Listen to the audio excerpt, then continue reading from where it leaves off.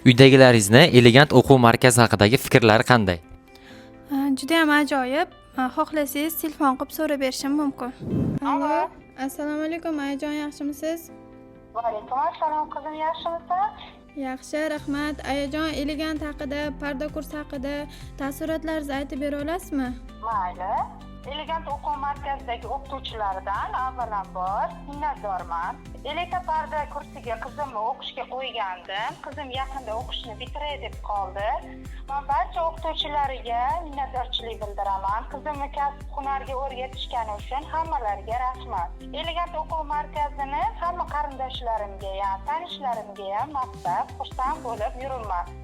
Hammaga qizlarni shu o'quv markaziga o'qitishlarini tilab qolaman. Rahmat ayajon, sizga ham meni shunday o'quv kurslariga o'qitganingiz uchun. Sizga rahmat samimiy fikrlar uchun. Kelajakdagi ishlaringizga omad.